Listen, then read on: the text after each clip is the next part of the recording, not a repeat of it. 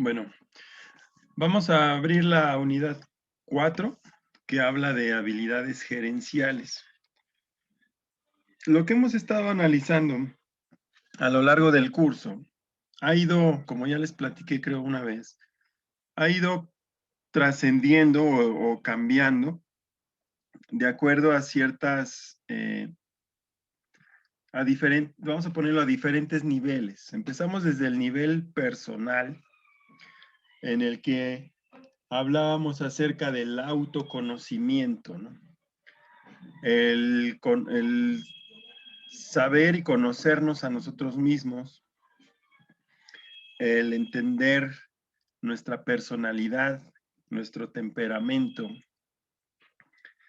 Y posteriormente hablamos sobre ciertas cualidades que tiene que tener un líder, ¿no? O sea, saber qué es un líder, qué implica la labor del líder, eh, qué habilidades debe de tener, como hemos ido analizando. Ahora estamos hablando de habilidades gerenciales, es decir, cuando juntamos o vamos sumando todo esto, todas estas habilidades, cualidades humanas, y las vamos sumando, tratando de aplicarlas en un contexto, ahora sí, dentro de una organización, ¿no? Entonces, necesitamos precisamente entender y cómo esto ahora va a trascender a un aspecto ya dentro de un contexto profesional, ¿ok? Entonces, líderes, podemos ser líderes en todos lados. Podemos ser líderes en la familia, podemos ser líderes en con nuestros amigos, podemos ser líderes en un deporte, en cualquier otra actividad, ser quien marque la pauta y ponga el ejemplo de cuál es la actitud adecuada y cómo desarrollar la actividad. Pero aquí vamos a trascender esto a un ámbito más formal, vamos a llamarlo así, más profesional. Y aquí sí tiene que ver con ejercer el puesto, que represente además una responsabilidad y un liderazgo natural, de acuerdo al tipo de las características del puesto. Entonces, sobre eso vamos a hablar cuando hablamos de habilidades gerenciales o directivas también. Hablamos que una administración habilidosa, especialmente la competencia en la administración de la gente dentro de las organizaciones, es decir, qué tan competentes son, es determinante y es fundamental para el éxito de la organización. Es decir, tener a quien administre hábilmente los recursos y a la gente es una competencia que es muy valiosa para la organización. ¿Qué quiere decir esto? Pues que a quien ponga yo en un puesto administrativo, pues deberá tener estas cualidades que me van a ayudar a, a mejorar la organización. Entonces, ¿qué hace diferentes a los directivos eficaces de los menos eficaces? Si el desarrollo de las habilidades directivas es tan crucial para el éxito de una organización, ¿qué habilidades pueden ser el foco de atención?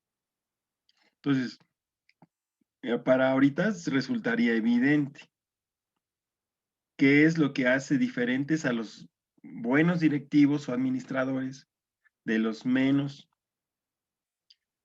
cuáles son las cualidades más importantes que debe de tener. Bueno, pues ahorita ya podemos ver, ¿no? Debe de tener liderazgo, debe de tener autocontrol, etcétera. Hay una lista ya de cosas. Vamos a ver ahora cuáles son estos, lo que dice aquí, estos focos de atención en los que se fundamenta, que son las habilidades directivas. Estas habilidades directivas las vamos a analizar desde 5 aspectos. Las habilidades directivas, en primer lugar, las habilidades directivas son conductuales. Es un grupo identificable de acciones que los individuos llevan a cabo y que conducen a ciertos resultados. Es decir, las habilidades directivas tienen que ver con el comportamiento de quienes están en esas posiciones. Las habilidades pueden ser observadas por otros, a diferencia de los atributos que son puramente mentales o fijos en la personalidad. Es decir, una cosa es la habilidad para dirigir un equipo de trabajo y otra cosa es tu personalidad o tu forma de pensar. ¿Sale? Mientras la gente con diversos estilos y personalidades pueden aplicar las habilidades de manera diferente, existe, no obstante, un grupo central de atributos observables en el desempeño eficaz de habilidades que son comunes en toda una variedad de diferencias individuales. Es decir, las habilidades directivas son independientes del tipo de personalidad que tiene. Sin embargo, estas son constantes, son comunes, independientemente de la personalidad o las características de cada individuo. ¿Sí? Vamos a ir después analizando.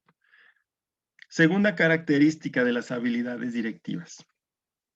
Su segunda característica es, las habilidades directivas son controlables. El desempeño de estas conductas se encuentra bajo control del individuo, es decir, es algo que hace de manera consciente. No es como el temperamento o la personalidad que surge de manera espontánea y natural.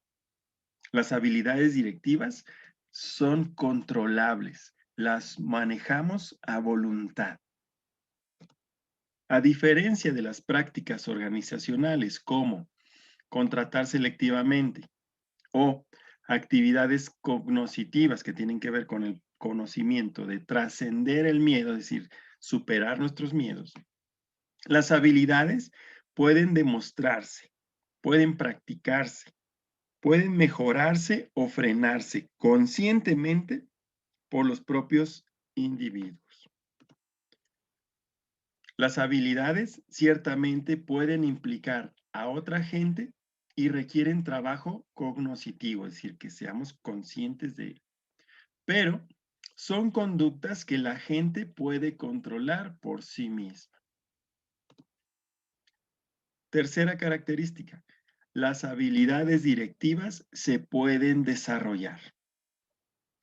A diferencia del coeficiente intelectual, es decir, tu capacidad de inteligencia, y de ciertos atributos de la personalidad o del temperamento que permanecen constantes a lo largo de la vida, los individuos pueden mejorar su competencia en el desempeño de habilidades directivas a través de la práctica y la retroalimentación.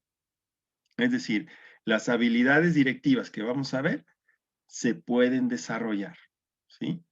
Y es diferente, no tiene nada que ver con tu personalidad o tu temperamento, que esos van a permanecer constantes, la mayor parte de ellos, a lo largo de tu vida, sino que son otras cosas que no tienen nada que ver con eso. Los individuos pueden progresar en cuanto al desarrollo de sus habilidades directivas de menor a mayor competencia, ¿sí? Es decir, puedes ir desde niveles muy bajos de capacidad de aplicar estas habilidades y lograr con el tiempo y tu preparación a alcanzar un alto nivel de competencia, es decir, de dominio. Cuarta característica, las habilidades directivas están interrelacionadas y también sobrepuestas. Es difícil demostrar una sola habilidad aislada de las demás. Las habilidades no son conductas simplistas o repetitivas, son un conjunto integrado de respuestas complejas. Los directivos eficaces, en particular, deben depender de combinaciones de las habilidades para lograr los resultados deseados. Es decir, no son independientes ni aisladas, sino que todas se interrelacionan. Los directivos eficaces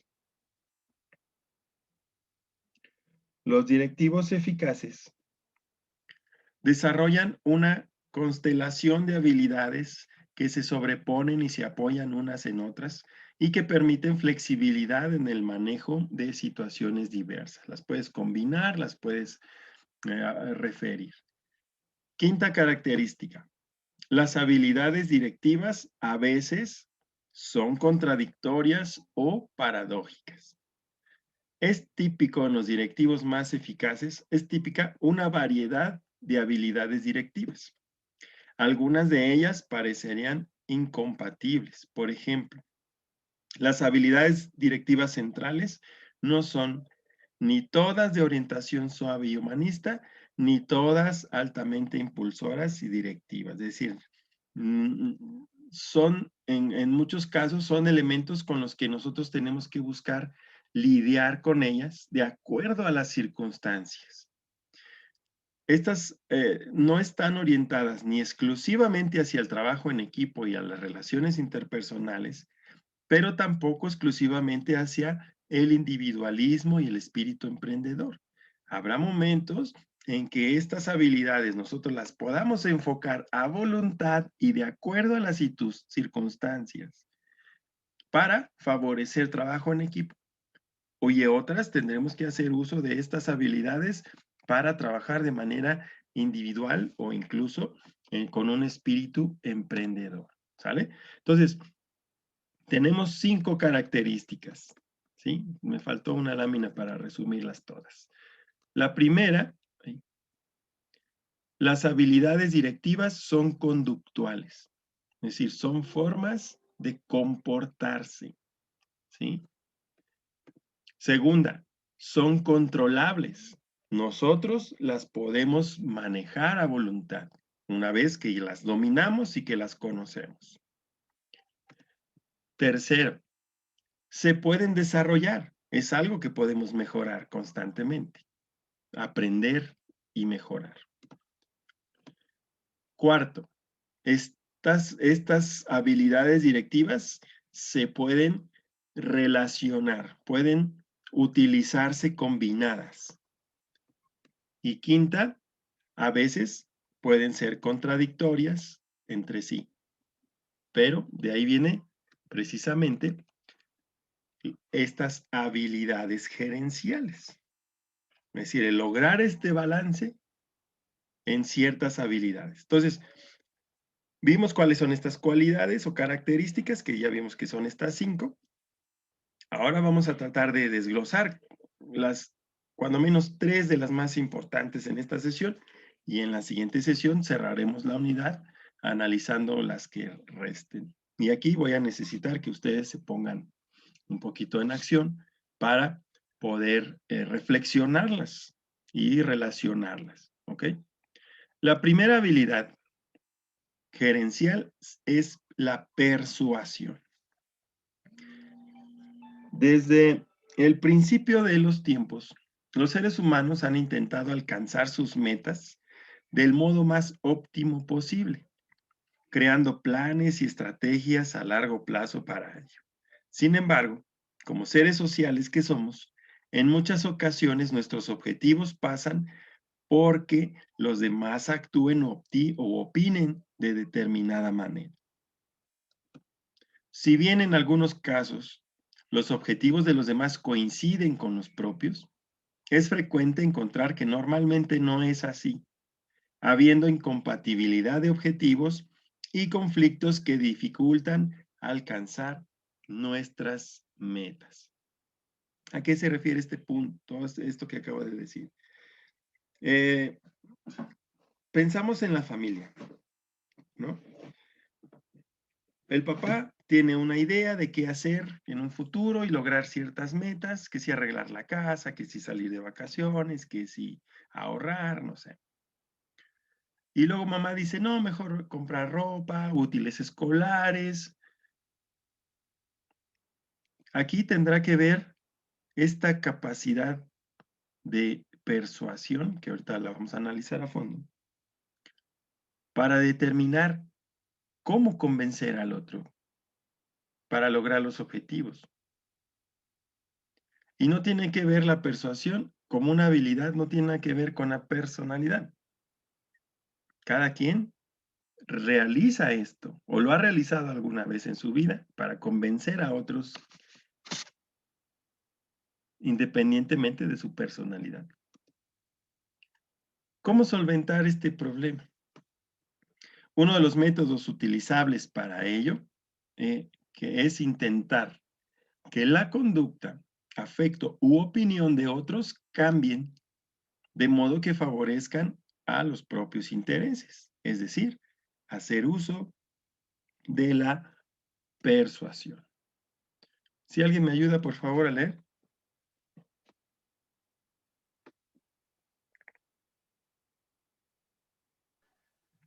Yo, profe. Adelante, David. Entendemos por persuasión como el proceso mediante el cual se emplean mensajes a los cuales se dota de argumentos que los apoyen, con el propósito de cambiar la actitud de una persona, provocando que haga, crea u opine cosas que originalmente no haría, creería u opinaría. Ok. Pregunta para todos. Ustedes ya están en noveno, ¿no? ¿Es el último? ¿En qué cuatrimestre? Sí. Ya es el último, ¿no? Ahorita, todo eso refuerza el consejo que les di al final, ¿no? Del bloque anterior. Pero ahorita tenemos que ver cómo cuando a nosotros nos asignan una responsabilidad, inmediatamente nos cargan de objetivos y metas a lograr. También nos van a dotar de una serie de recursos para lograrlo.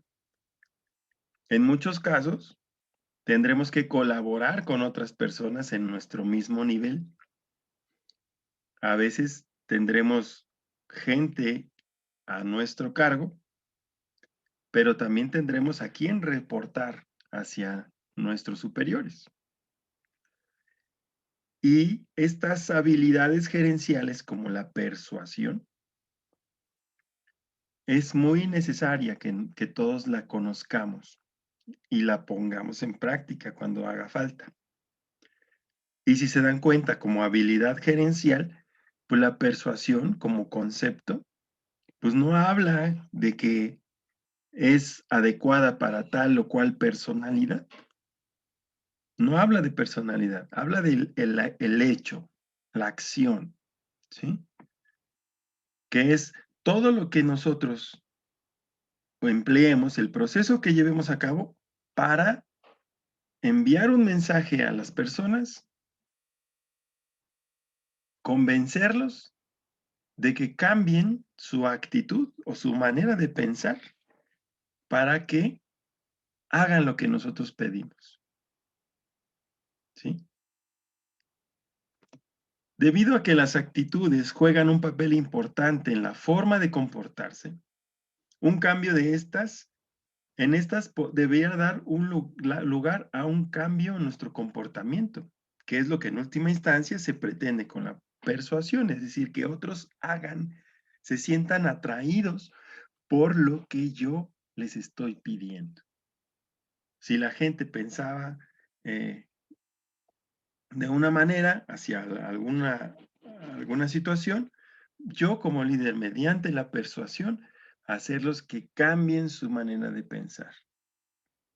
Si yo les estoy tratando de convencer que actuar de una forma es positivo para el equipo de trabajo, entonces debo aplicar la persuasión para hacerlos que ellos modifiquen la actitud, ¿sí?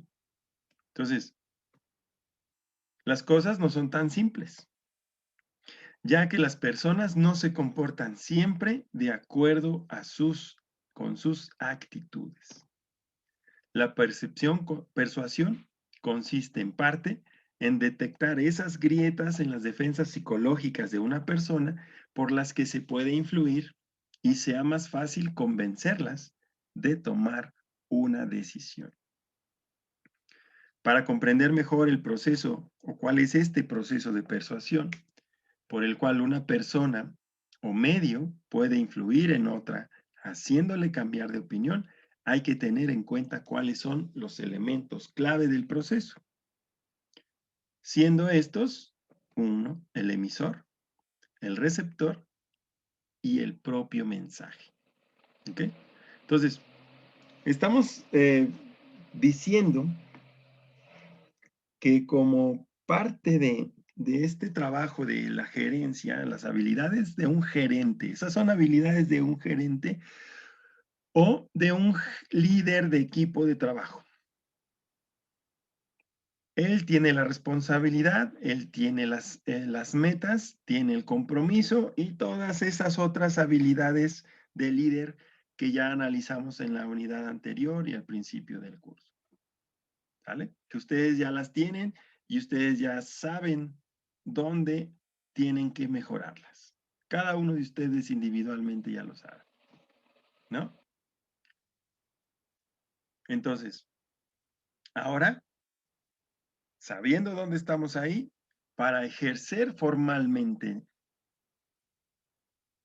la gerencia o ser directivo de estos grupos de trabajo que pueden ser desde, ya les dije, desde una supervisión hasta un gerente de planta, necesitan conocer estas habilidades, que son independientes de su personalidad, pero que muchas veces mejorar los elementos en los que estamos débiles, que ya analizamos, de nuestra personalidad, nos puede ayudar a tener éxito, mejores resultados a la hora de aplicar estas habilidades gerenciales. Y entonces, la persuasión, que es convencer a los demás de que hagan o actúen de la forma en que a mí me conviene, ¿sí? Tiene estos elementos: el emisor, el receptor y el propio mensaje.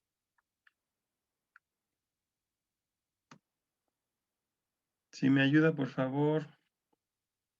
¿Está Adolfo? Sí, ingeniero. Adelante, Adolfo, por favor. Dice la persuasión, emisor. En lo que respecta a quien transmite la información, la fuente que intenta persuadir, hay dos características que se tienen muy en cuenta a la hora de ser o no ser persuadidos: su atractivo y su credibilidad. Muy bien. Aquí estamos hablando de la persona o el medio que intenta persuadir. Y el éxito de que se logre o no la persuasión tiene que ver con el atractivo y la credibilidad del emisor. ¿Sí? ¿A qué se refiere? El atractivo tiene que ver con la cuestión del aspecto. La credibilidad tiene que ver con la certeza de lo que se está diciendo.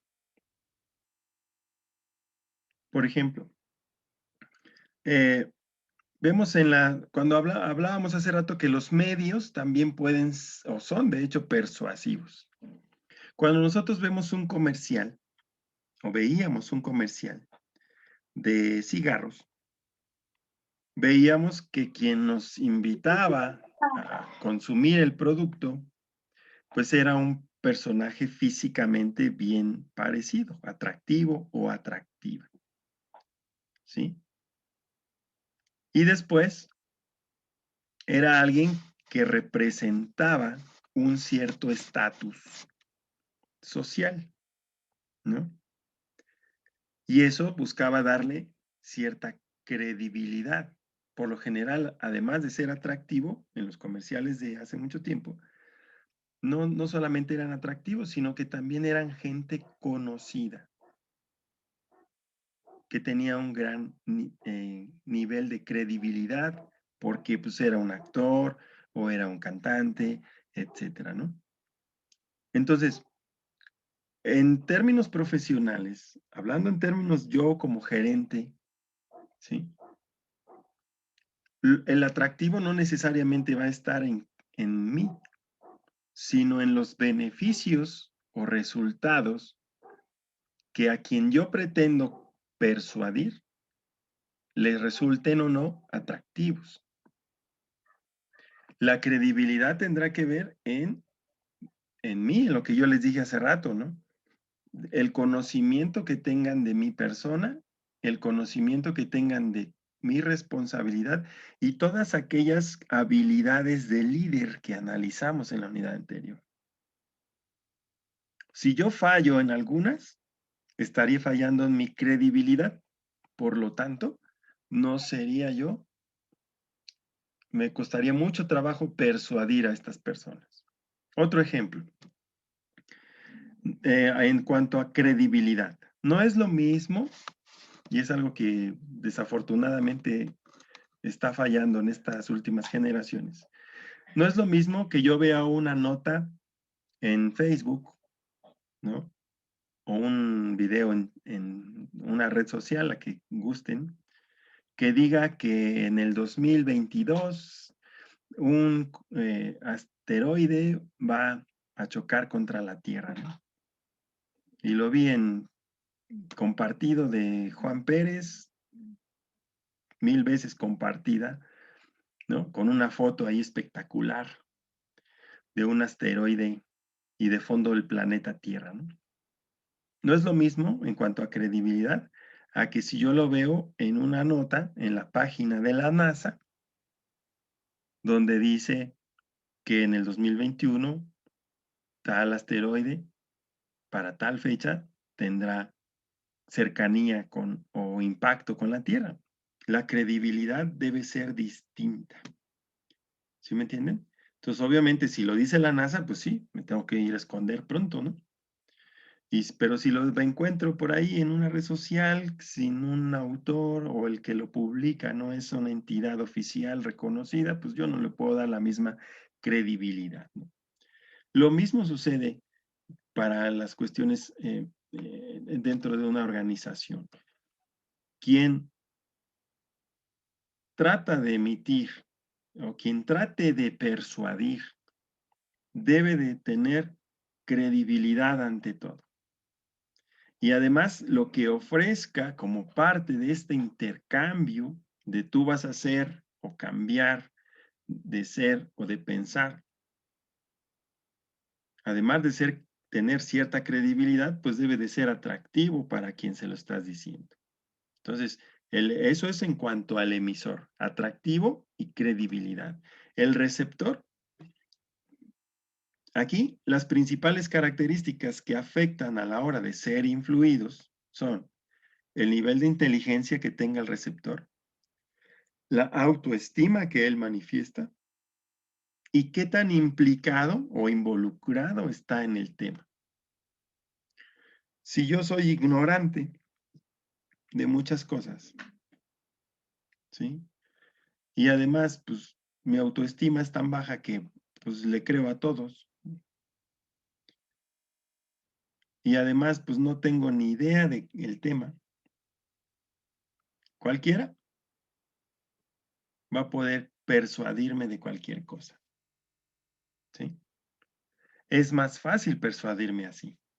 Sin embargo, si yo tengo un cierto nivel de inteligencia, tengo alta mi autoestima, de tal forma que no me dejo amedrentar por nadie, y que además estoy involucrado en el tema, tengo información, tengo conocimiento, participo de eso, pues entonces va a ser muy difícil que yo pueda ser persuadido, ¿sí? Tendrán que buscar otra forma para que yo cambie mi manera de pensar hacia algo o mi conducta hacia algo, ¿sí? El ejemplo más claro lo hemos vivido este último año y medio, que tiene que ver con la pandemia. Por ahí alguien decía que de esta pandemia se iban a morir los pobres y los tontos. ¿Mm?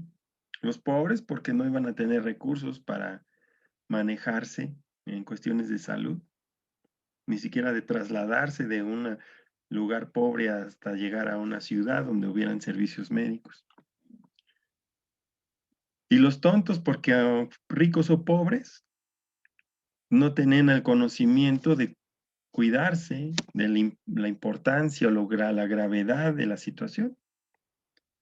Y así fue. Analícenlo, por favor. ¿Sí? Los que lo hicieron, los que desafortunadamente enfermaron y tuvieron la mala fortuna de fallecer, pues fue porque a lo mejor no tuvieron los recursos para darse una mejor atención médica. Y los otros que se contagiaron, pues fueron los que no se cuidaron, los que no le dieron importancia, los que le creyeron más a un mensaje, a una cadena de WhatsApp, que tomando té de hojas de no sé quién, con eso se iban a inmunizar. Y salieron a la calle, los que nunca detuvieron la fiesta. Y que si bien no es cierto, ellos mismos no sufrieron o no fallecieron, ni se enteraron de a cuánta gente pudieron haber afectado por esa ignorancia. Entonces, del proceso de persuasión, ahorita yo sí tendría cuestionamientos a los medios de comunicación abiertos, las televisoras, que durante años fueron la inteligencia del pueblo, pues ahora como son contra de este gobierno, pues ahora simple y sencillamente brillaron por su ausencia de mensajes hacia el pueblo. Usted puede prender la televisión y va a encontrar que en las televisoras abiertas, la que me diga, Televisa, TV Azteca, cualquiera de sus canales, fuera de noticiarios, va a encontrar una realidad diferente, en el que no pasa nada. Los programas normales, los comerciales normales, de tal forma que te da la impresión de que no sucede nada. ¿Sí? Ah, pero no fueran las Olimpiadas, o no fuera el Mundial de Fútbol, o no fueran las elecciones, porque encontrábamos anuncios o la final del fútbol, porque ahí sí querían persuadirnos de ver esos programas. ¿Mm? Si hubieran ocupado esos tiempos como antes para persuadir a la gente de cuidarse, de tomar las medidas preventivas, a lo mejor las televisoras hubieran hecho su trabajo de manera más eficiente en beneficio de la sociedad, pero como lo que quieren o querían era pues que esto creciera de tal forma que el gobierno se viera sobrepasado, lo lograron, finalmente lo lograron. Eso habla de la persuasión, ¿sí? Cuando somos una sociedad que está acostumbrada a que nos eduque la televisión, cuando la televisión no nos da la información que necesitamos para sobrevivir, para cuidarnos, pues lo más seguro es que se aumenten los casos. Hagan reflexión y vean tanto en internet, en YouTube, las redes sociales que ustedes vean para entretenimiento, para ver películas, ver programas. Dígame cuántos comerciales o mensajes acerca de la situación de la contingencia por pandemia vieron. A lo mejor les sobran dedos de las manos. Y eso es parte del resultado. Pero no fueran las Olimpiadas por Televisa, pero no fueran la Eurocopa por Televisa, pero no fuera un concierto por TV Azteca, porque lo vemos cada ratito en cada corte a comerciales. ¿Mm? ¿Qué tuvimos con esto? ¿Qué es lo que ganan con esto? Pues que el receptor tenga un nivel bajo de inteligencia, ¿sí? Y no esté implicado con el tema. Siempre va a ser más fácil persuadir a alguien que es ignorante, que es tonto y que además no tiene la autoestima suficiente como para poder debatir. ¿Ok? Entonces son dos elementos del proceso. El emisor, qué tan atractivo es y cómo está su credibilidad. El receptor, el nivel de inteligencia, la autoestima y el nivel de implicación en el tema. No sé si ya suficientemente claro ha quedado. Otro elemento es el mensaje. Es uno de los elementos principales a la hora de persuadir a alguien y es el propio mensaje en sí. Varios estudios indican que el hecho de emplear un mensaje más racional o más emotivo dependerá del tipo de respuesta que se quiera favorecer. También afecta que el mensaje incorpore elementos que provoquen miedo o sensación de amenaza, que eso no sucedió en el ejemplo que les estoy manejando de la pandemia, ¿no? Los primeros mensajes del gobierno eran tranquilos, vamos poco a poco, parece que no es grave, hasta que en diciembre empezamos a perder seres queridos, pero sí a montones. ¿Mm? Y entonces, ¿qué pasó con la sociedad? Entonces sí, usamos todos cubrebocas, entonces sí, tratamos de quedarnos quietos en casa cuando no era necesario salir, entonces sí. ¿Por qué? Pues porque nunca nos llegó el mensaje correcto, ¿sí? Y sí, esos son parte de los errores del gobierno, de no decirnos la verdad.